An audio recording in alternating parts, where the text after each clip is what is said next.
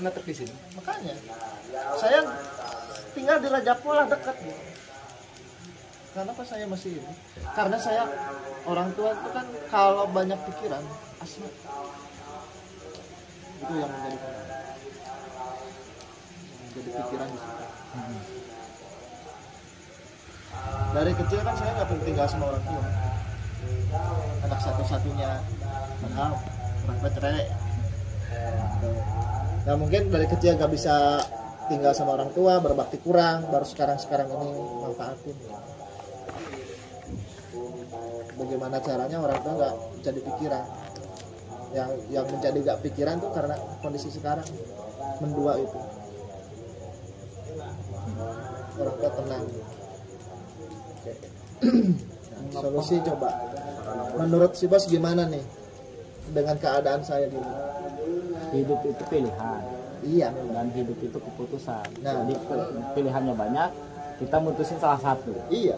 Dan hidup itu perjuangan. Betul. Apapun yang kita putuskan, tetap ujung-ujungnya berjuang. Betul. Nah, ketika udah memutuskan, karena hidup itu keputusan, hidup itu perjuangan.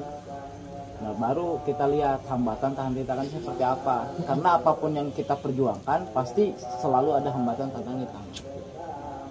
Ending yang ketiga baru lihat hasil. Yang pertama putuskan salah satu, yang kedua lihat hambatan tantangan, yang ketiga lihat hasil. Karena apapun yang kita perjuangkan pasti ada hasilnya. Betul. Nah kalau misalkan kita nggak usah yang di luar lah, kita di sini. Kita misalkan mutusin jalanin bisnisnya 10%. Betul. Ya hasilnya 10. bakal jauh. Iya. Karena kita 90% di sana di luar. Nah kalau misalkan kita 100% di sini dan ninggalin yang di luar di sana, hambatannya apa? Hambatannya otomatis kan tadi orang tua lah, iya, adik lah, iya. Dan mungkin kita harus dari nol lagi, karena jaringan mungkin beberapa kan banyak yang mati, iya. Anggap dari nol lagi. Nah cuman kita lihat hasilnya, apakah hasilnya jauh lebih besar daripada hambatannya, atau kebalikannya. Kalau saya selalu seperti itu. Ketika mau memutuskan sesuatu, apa hambatannya dan apa hasilnya.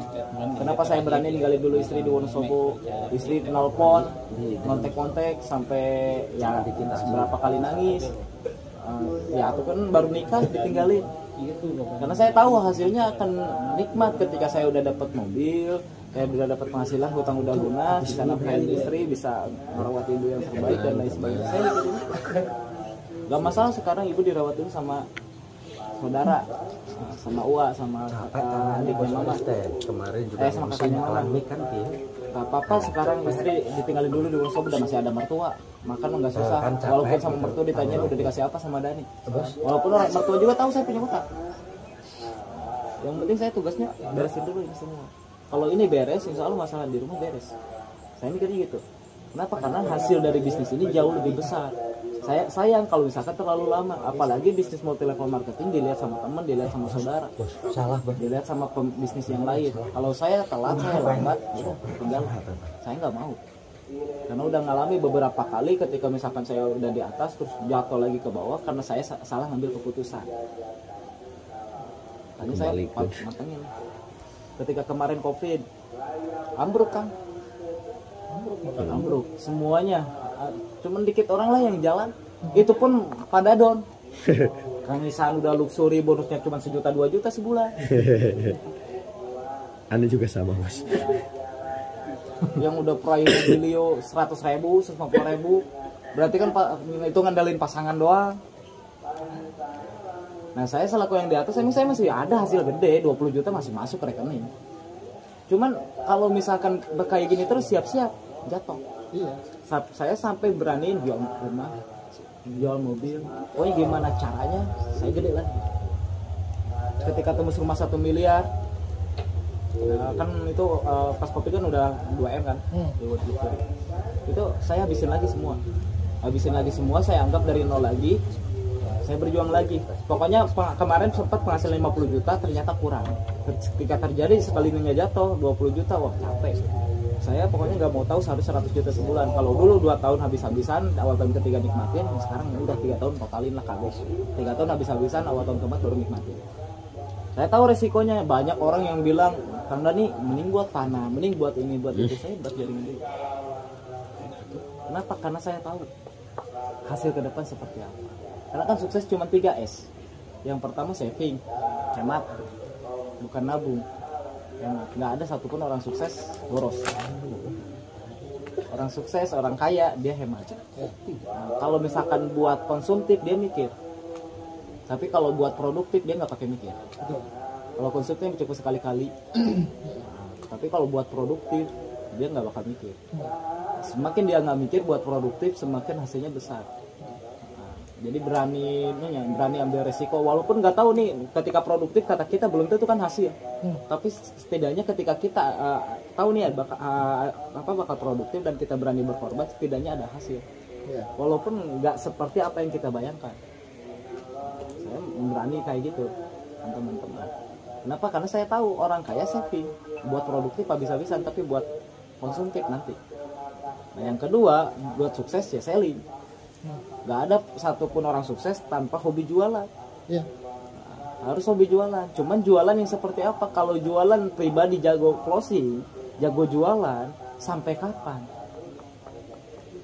Emang gede hasilnya kalau kita jago jualan. Coba kalau kita doang ya gimana gitu. Nah orang yang sukses mereka bangun sistem, orang yang jago jualan rata-rata seperti itu.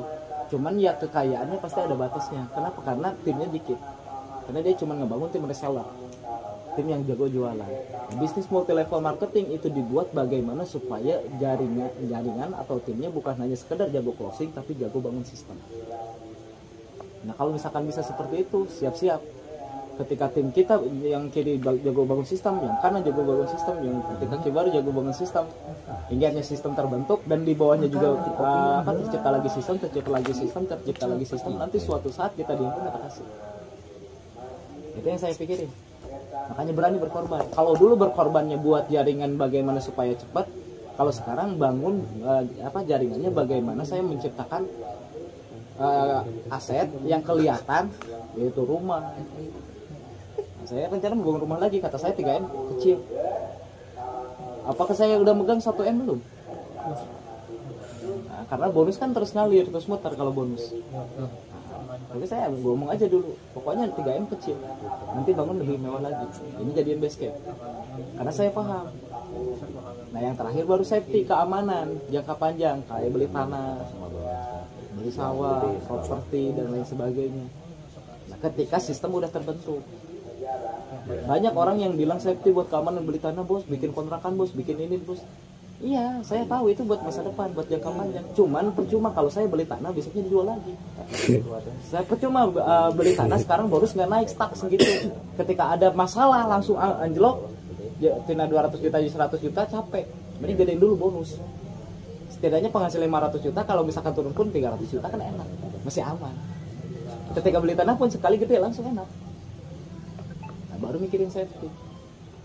Hemat buat nahan, selling buat ngedorong biar cepet, safety buat jangka panjang. Itu orang kaya makin kaya.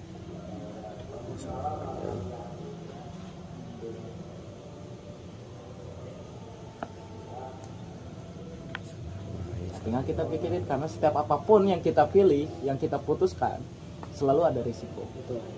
Dan setiap risiko pasti ada hasil. Semakin risiko besar, semakin tanggung jawab besar, semakin hasilnya besar di depan. Karena nggak ada satupun orang besar yang tanggung jawabnya kecil.